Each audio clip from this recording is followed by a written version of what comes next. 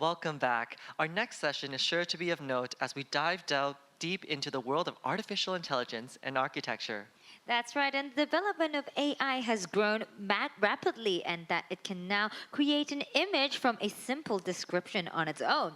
With hyper efficiency and versatility, AI is able to even translate conventional wisdom and observation into data and provide dependable simulation and projects that helps architects to make decisions.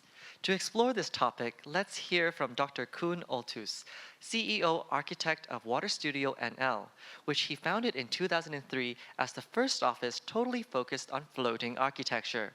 His signature works include the floating city in the Maldives, and as well as floating parks, houses, and theaters for canals, lakes, and the open ocean.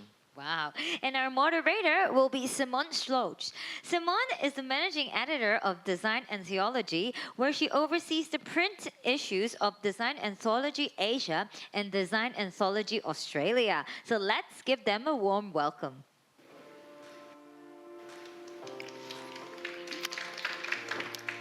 Good evening. Koen is the founder of Water Studio in the Netherlands, and he's also a senior researcher of floating cities and delta urbanism at the Delft University of Technology, where he tests strategies and options for building on water. He also advises governments and cities around the world on climate change and urbanization.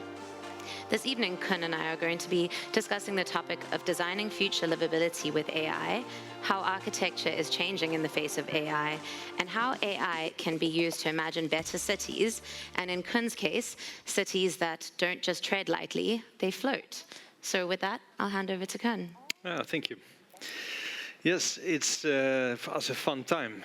Things are changing in architecture. And I just want to talk a little bit about AI in architecture and if it's a trouble or a tool. So maybe we can start the presentation. As you heard, I'm an architect for water, floating architecture. And that has a reason, because my grandparents on my mother's side, the family name was Boot. And they were being boat builders for generations. But on my father's side, for already 125 years, they are architects. And the family name is Oldhouse. So you have house and boat, and you combine that. So the only thing I could do is to go on the water. But I have here brought one of the designs of the grandfather of my grandfather. And it was designed in 1895, 1900. It was one of the Art Nouveau buildings in The Hague, in the Netherlands. And I live close by, so I still see this building, although it's so old. And I also found some sketchbooks from him from a long time ago. And when you go through it, you see they had to do all it themselves by pen. The pen was the tool. And I thought about that, and between 1900 and 1990, 1995, not that much changed. Because when I started to learn for architect at the university, it was still doing everything by hand. It was only then in 1995, 1996 that we started to use AutoCAD and other kind of design tools. And I think that you can say that it changed a lot in the sense that you have to use your tool. There's a saying that behind every successful man there is a woman. But the other thing is that behind every successful architect, there is a tool.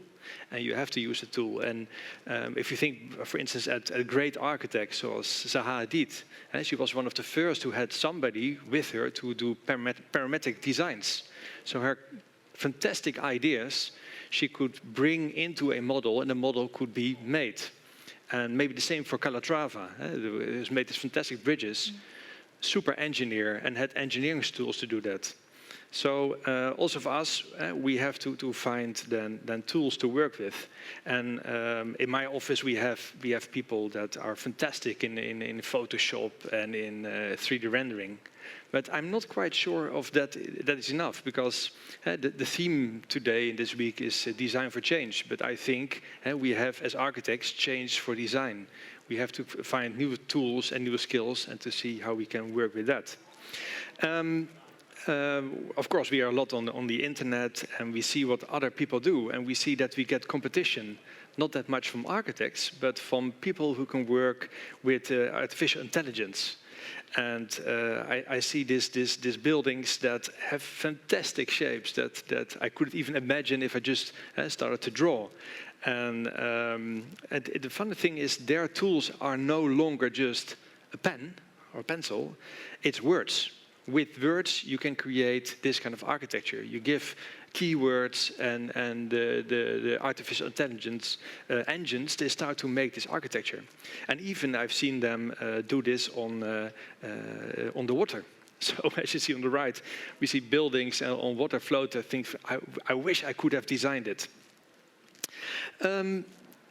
So we started to learn and thought, okay, maybe we have to change our office a little bit and get some new people in who can help us with that. And in the upper left, you see a building we designed and we are now building in Panama, which is called the Seapod. And it's a floating building, long stilt in the water, and there's a weight underneath it. By that, it can float and it's very stable. And we thought, let's try out if we can use these kind of AI machines and do exactly the same. So we put in some words and we get all these kind of variations of the design. But none of them came close to what we designed. So the one was square, had 4 stilts. Then we said, no, it has to be a round building on the stilt. We get the one on the right, but still it wasn't there. No, it has to be overhanging. And so all the things that we try to start to learn to work with words. But we came to the conclusion that we need some new employees. And I think the employee of the future of our company will not be an architect, but will maybe be a poet or will be a teacher, an English teacher. Because if you can work with words, you can also create architecture. I think that is absolutely fascinating. So how do we use artificial intelligence in our company? Well, because we work on water, we have a lot of freedom. On land, you build a structure and it has to stand there for 50 or 70 years and can't be moved. But on water, you can place it and you can replace it and shuffle it around. And for a project in Rotterdam, in the Netherlands, there is a nice old harbor. And urban planners and architects have made designs for that for the next 5 to 10 years. And it's possible there to make a round, to walk around that water, and it's like 2.5 miles. But the Netherlands is different than Hong Kong. It can be very wet, it can be very cold. So how do you get people to use this space also in winter? So what we do is that we have brought into the computer all these different kind of scenarios based on the willingness of people to walk. In winter, maybe I can walk 50 or 100 meters before I get bored, and in the summer I can walk 500 to a kilometer. So we brought the scenarios in a model, and with the model we started to see how can we influence that. And we asked the computer to give us scenarios where to place kind of flexible functions, and with that see if we can create what we call then a kind of metro map, a kind of that location. So where we have our metro stations or our points of interest, or our restaurants as we call them, or places people want to go, and see if we can have flexible functions on the water in between to make people walk from one point to another point faster. And by doing that, it's all about performance, because I think the role of the architect is to make sure that the performance of a city goes up. So when we do that, we saw that the performance of that area went up from 44% to 61% of people willing to walk around. So that's a lot of fun. But to make it really interesting, the next step is also to get metaverse in it. What we do for a project in Panama, where some Bitcoin millionaires want to create a new kind of society where no longer your house is on one location, but you, as a kind of camping site or a kind of swarm, you can move your house around. There we try to mix the data we can find from the people, from the weather, from demands, from the government, bring it together, and within our what we call the Urban Water Laboratory, which is a kind of research lab within our company, we try to find ways to influence that and to learn, and also in the metaverse to see if we can get these kind of scenarios in it. So even that we only have one of these buildings. We can only think about and see how it will work if we have 200 of them. And you can start creating community before they already have bought a house. So on the metaverse, they are all living together there in that place. And maybe in reality, that takes another 5 years for the 200 house to be realized. So this is a bit where we're working on. Maybe one thing more about a tool of trouble. For me, it's now starting to be a tool, but there's also a little bit of trouble. Because with artificial intelligence and with the engines we use, is that we don't own the information and the data. So that means that if we start designing with words and we bring it in there, then everybody can copy it and can use it. So in a way, we are educating other architects to do exactly the same on water. And again, competition is maybe not other architects, but also people from other professions doing this. So for us, it's now the next step is to see how we can own our data. So what's happening in Web3, we also want to do that for ourselves and see how we can own our concepts and with that create better cities. Thank you, Koen, for such an insightful look into your work. I've got to ask first, what do you think your great-grandfather of 125 years ago would think about all of this? I think he would have laughed that the profession of architect has changed so much. I think the only thing that is the same between then and now is that people come to us as architects and they think we are wizards or we are magicians, that we can give them the perfect solution, which is not the case. But I think, yeah, he would have been enjoying the fact that everything is changing. And without change, we don't get a better world. Indeed. Let's talk about the Urban Water Laboratory, which you run in conjunction with Delft University. You use AI to simulate floods and other hazards for urban planning, and you've used AI for these projects that you've just shown us. Can you tell us what are some other opportunities that AI offers for city planning in terms of urbanization, climate change, things like that? Well, that's a good question, because especially for the Netherlands, but also for other low-lying cities and countries, we don't know exactly what will happen with the climate change. We know that we get more water and we more floods, but when and how much, that is not completely clear. And if you want to prepare your city for something that happens in 50 years' time, then the only way to do it now is to prepare in the worst-case scenario. But the worst-case scenario is very, very expensive. So what we try to do at our office and within the laboratory is to bring all these different scenarios in models, and then see if we can convince governments and authorities to choose from different kind of scenarios. So either we're going to fight the water, we make big dikes, or we're going to we can take people away and then bring to highlands, or we're going to flow. But all these elements, they have a cost with them, and then also a return of investment. So with AI and with the models, we can show the world what can happen if they choose for one scenario or another. Right, so you can make longer-term projections to kind of preempt, pre-warn even, and brief on what needs to be done or what might need to be done. Yeah. So, you know, we talk about virtual reality and the metaverse, and they're quite conceptual, cerebral ideas.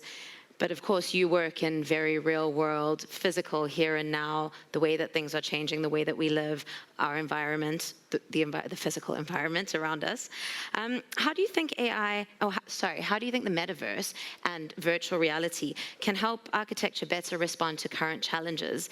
Do you think virtual reality can be used as a testing ground for real world solutions, kind of a means to an end, as opposed to, or maybe in addition to, a destination in and of itself, when we talk about living in the metaverse or creating realities there?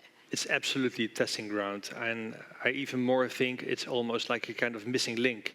And we're talking now about communities on Mars or on the moon, and we have to try them out. And yeah, why shouldn't we try them out on Earth itself? And especially our floating communities, and the perfect way to see how you can have a remote place and how people can work, and that we can test then in the metaverse and see what kind of extremes situations will happen there. So yes, it's a testing ground, and we need it. And I think that will more and more architects will start to jump in that, and that architects are no longer the ones who built a nice building, but they are more conductors in an orchestra. They are orchestrating the future, conducting the future of cities. We're with that.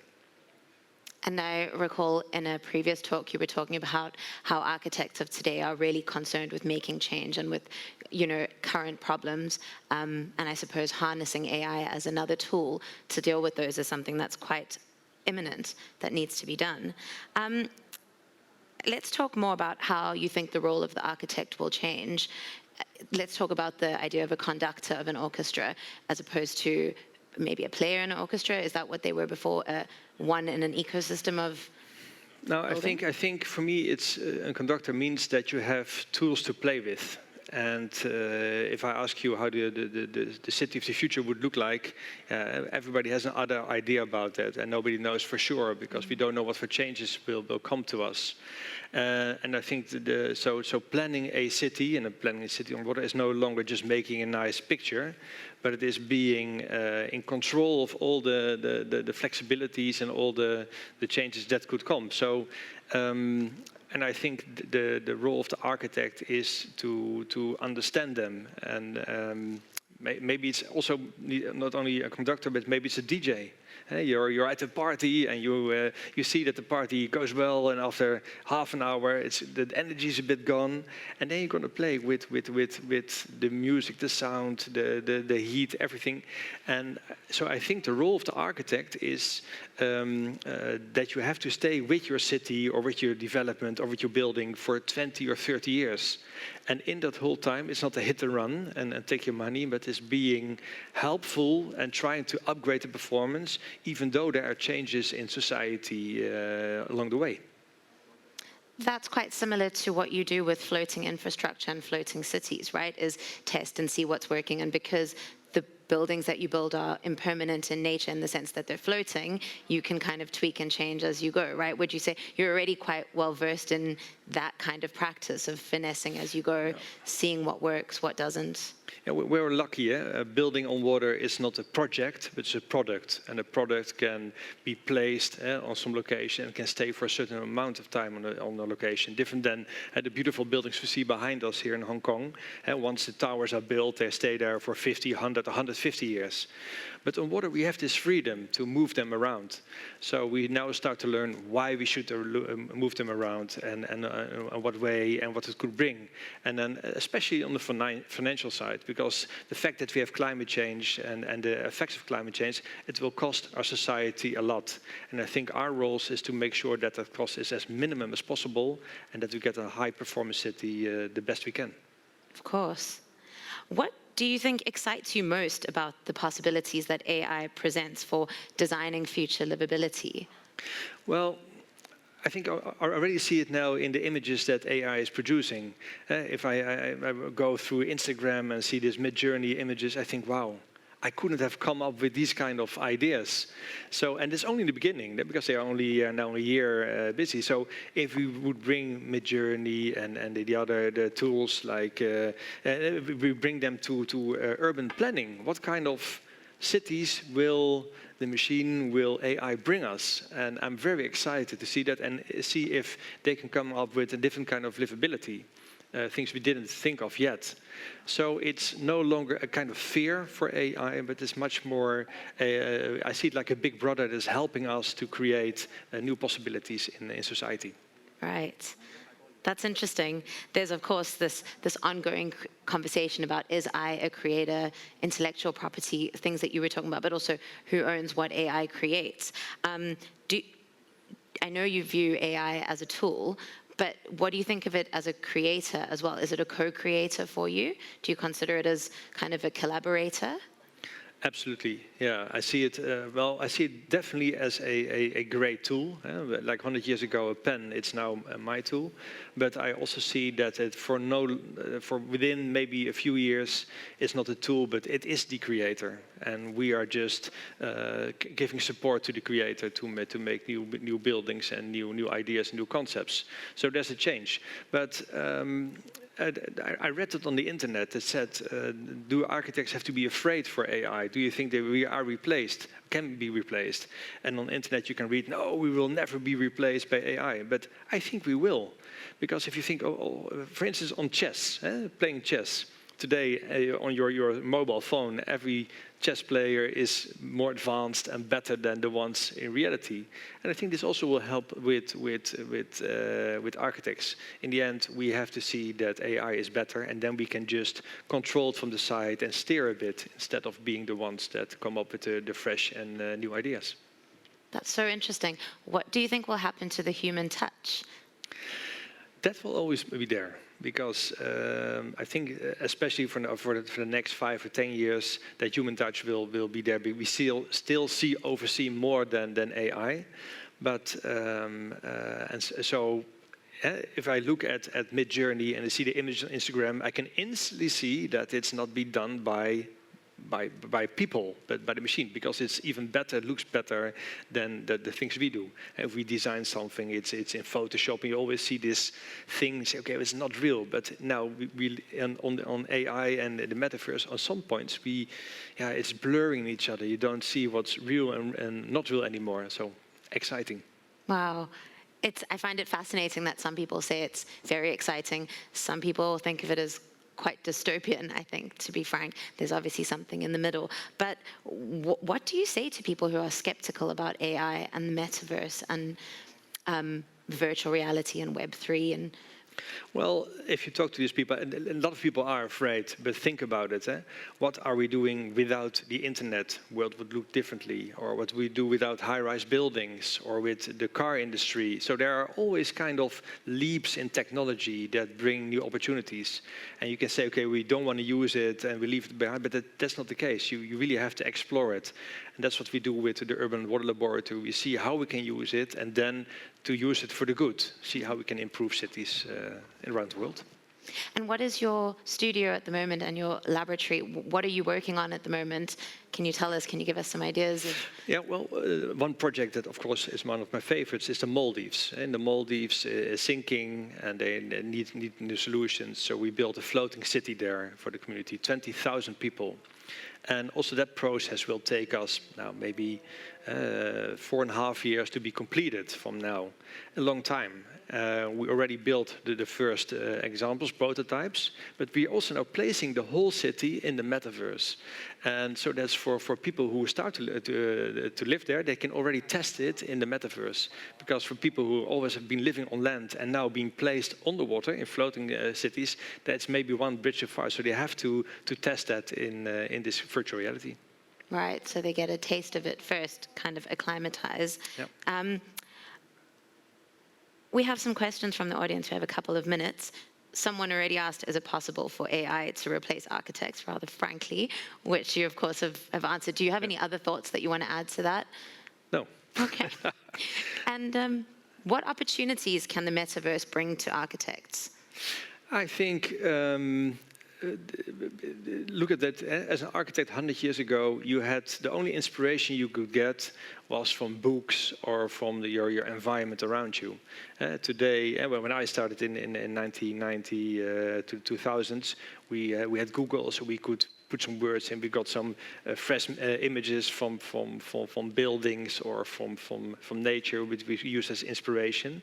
But now it's the inspiration is different. We're not looking for inspiration, but we're looking for complete new concepts that have been brought by AI. And I think that is an opportunity we shouldn't miss. Are you being asked to design in the metaverse before you're being asked to design Yes. in the real world. Yeah, yeah, and that's mostly by what we call then not crazy but freak clients who have extreme ideas, like complete floating cities that are for a million people. Now, then you know that you won't realize that in the next 10 to 20 years. So for them to have with a little bit of money the complete the idea of how it would look like, yeah, for them the metaverse is the solution. So yes, we start in the metaverse and then we bring it back to reality. Right. And one last question. Conversely, what aspects of an architect's job do you think will never be replaced by AI? Craziness. We architects are all a little bit crazy, and we come with different kind of mindsets, and I think that will always stay. Absolutely. I think that's a great note to end our conversation on as well. Thank you so much for your insights, and we hope to have you back in Hong Kong again soon as well. Good. Thanks, Thank you. Kun. Thank you so much. What an amazing discussion. Thanks to Kun, and also thank you, Simon, for moderating. Now it's time for us to take one more break, but please stay with us, because when we return, we'll have an in-depth look at the meaning of Asian design today with some of the true thought leaders in the subject. Thank you so much for tuning in, and stay tuned.